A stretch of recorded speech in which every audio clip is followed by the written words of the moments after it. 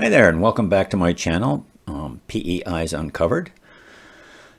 For those of you visiting for the first time, my name is Jim Shephard. I'm the author of the Eyes Ben and Vern detective novel series.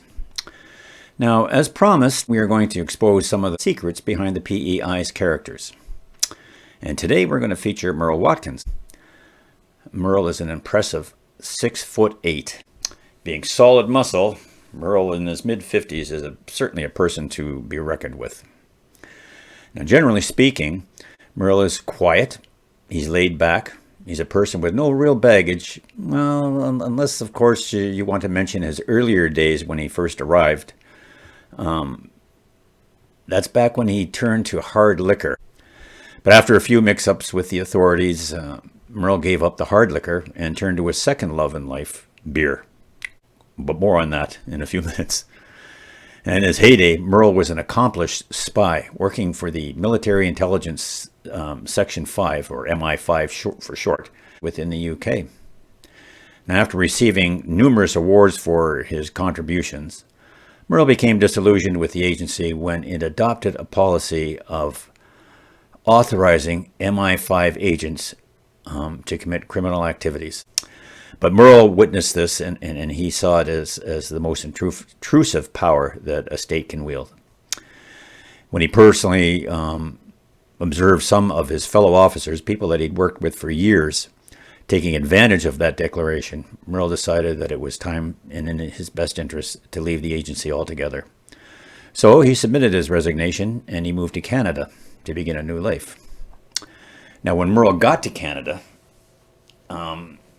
he was on his own. He knew nobody, and he purchased an old Winnebago, moved it out to some beach property on the southeastern part of the island, just outside of Misty Harbor.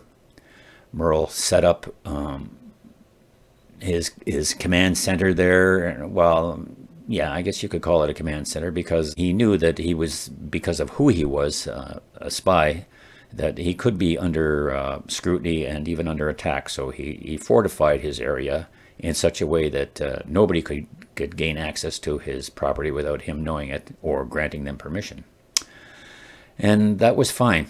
But after a while, he became bored with just being out there all the time, and he migrated into town on a very regular basis and found Peter's Tavern and Banquet Center to his liking. He would go in there, and he would sometimes spend hours in there sitting alone and drinking beer.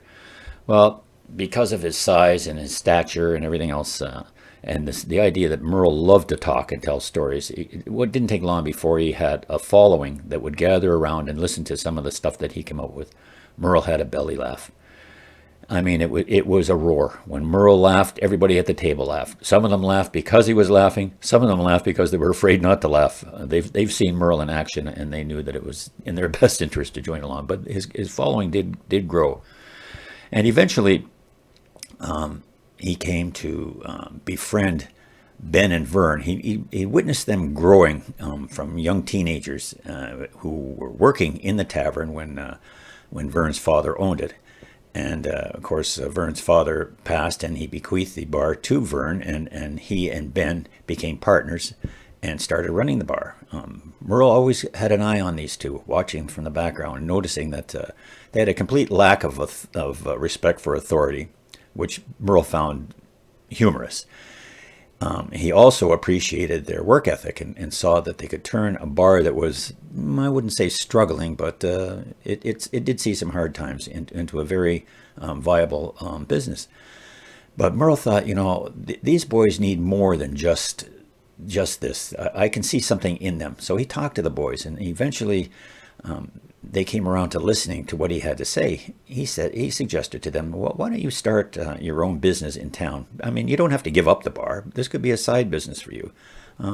Get into the investigation field. I've got a wealth of information that you can draw on, and I see you guys, especially in a small town like Misty Harbor here, becoming private investigators. It took a little bit of convincing, but the boys finally enjoyed the idea, and they did. They started breakwater investigations under Merl's guidance. Now, Merl soon came to just love the boys.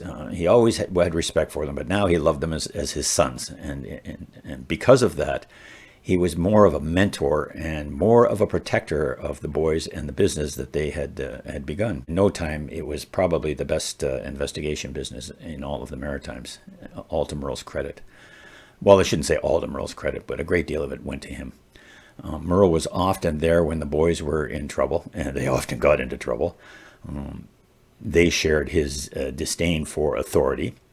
They also shared his zest for confrontation. Merl always stepped up and helped them. Merl was fearless. You'll find that there was one instance when he confronted a bear while he was fishing in the Miramichi. And where most people would have panicked and run, he confronted that bear face to face, and the bear eventually backed down. I mean, that says something about a man when he can get a full-grown bear to back down. Merl was like that with a lot of the criminals and a lot of the people that he came across. Nothing scared Merl.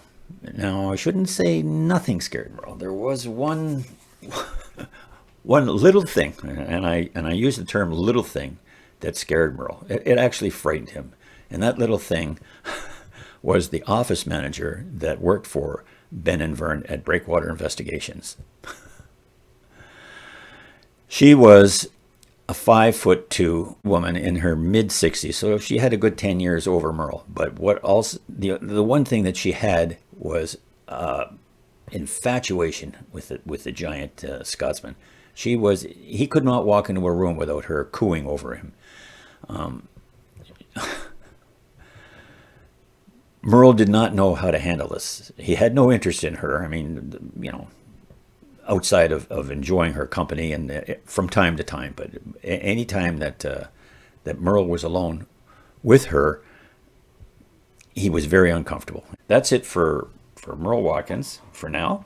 If you enjoy this segment, please hit like and stay tuned to the next edition when we talk about this diminutive little fire plug, Edna Struthers.